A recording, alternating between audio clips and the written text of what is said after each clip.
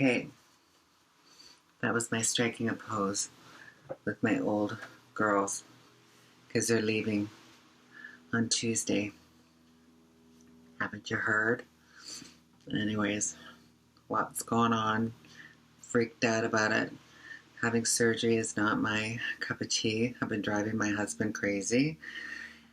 And thank goodness he's a saint and is a practicing Buddhist and yogi like me. I'm a bad one. Anyways, happy Parinirvana Day, which is Buddha's birth, enlightenment, and death. And sending love to all of you. Love this way, love that way, love. All of it. Okay, now that we got that out, just wanted to say hi. I haven't posted for, I don't know, almost 2 weeks. And surgery's on Tuesday the 13th. So send some good juju. I really would appreciate it. And just a little bit of backstory about that.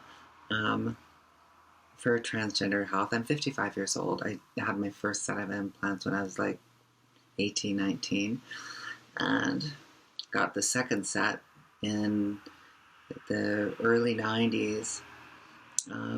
Because of that, there was a silicone scare happening, so I had saline ones put in. So these have lasted me 25 years. And it wasn't until I fell out of a yoga pose teaching and on my shoulder and my landed on my breast and my shoulder, this big crack happened.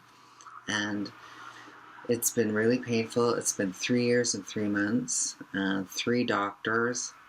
I live in Canada, so the last time I had it done, it was like completely paid for, except for the prosthesis themselves.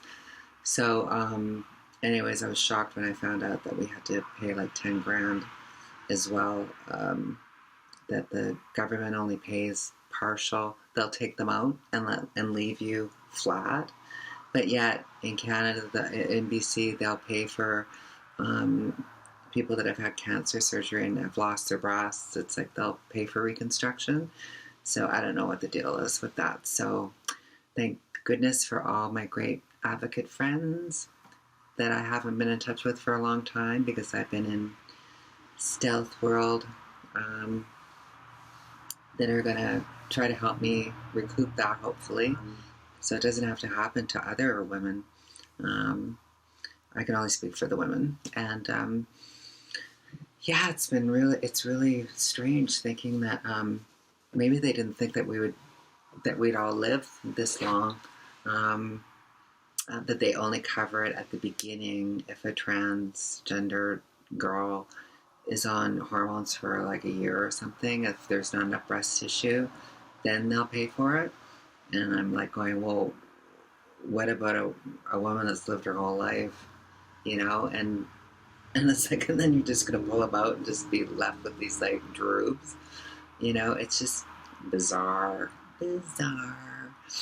Yes. And if I had to do it all over again, I wouldn't even have got them. It's like I'd have been just happy with my little, B minuses and just bounced into the sunset and had my little, not get in the way of yoga, and down dog or, side plank, grasshopper thingy, Yeah, they get in the way. And guess what? They're going to even be bigger. Because this doctor, he's the best in Canada. I ended up not going with the one that does like a lot of the trans people because I think there's something going on with him. I won't mention who he is, but my spider senses were tingling, and I'm glad I said no because I found out later that it wasn't a good decision. So listen to your gut, girls. Listen to your gut, and go see a doctor that will be holistic and will tell you what's best for your body. And this doctor is so good that when I went in and saw him, it's like before we did the physical, he did the physical on me. He was talking, gel implants under the muscle, and mine's under the breast right now. And once we got out of the exam, he says, I want to do it under the same plane, underneath your breast tissue, and it'll be a little bit bigger. And because I think that your body accepts the saline implant, because my right implant is fine. And I don't know if I'm marrying you, but this is my right one here. This is the one that hurts. They look all nice and stuff. See? They're still nice. They're still nice, Naomi Campbell. But this one's hard. Yeah, and it fucking kills me sometimes. Excuse the language. So anyways, he said, let's keep them saline and keep them under the same plane. So I was like amazed. He's actually not getting as much money too, because saline are much cheaper. And but yeah, it's a good doctor. It's like, and it makes sense, because a lot of capsule contractures, if you're new and you're getting them, it's like, get them under the muscle. If I was to do it again, I wouldn't do it at all. But if I had to do it, I'd get it done underneath the muscle, because that's the least likely to get capsule contracture. Everybody's body's different. Some people react different to the full silicone implant, and some people react to the full saline implant. Body, reacts differently. So he says your saline, implant on this side was fine. The one that got injured because it got ripped off the pocket. The pocket actually cracked open, and so there was a bit of bleeding, and that created the capsule. So he said, just don't fall on your breasts again. Huh?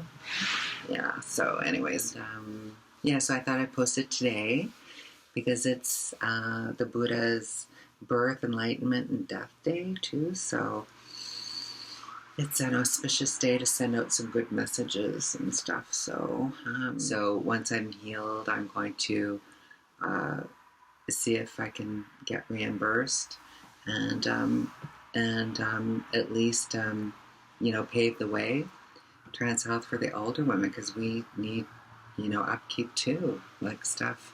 It's not elective surgery, for God's sake. So so that's my little rant on breast augmentation and being a trans woman, and outliving these things.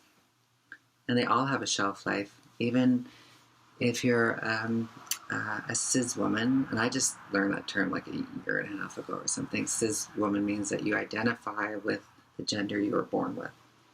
So if you have implants, it's really only a 15-year shelf life too, and then you have to start considering some options, or get checked and make sure that things are okay. Get an MRI, make sure there's no leaking and stuff like that too. So that's it. I now stand alone in the great silence of God, and I am filled with infinite love and peace. I am one with the one life of a universe. I am an eternal being. I am one with the stars. You, all you are stars of all love. Namaste.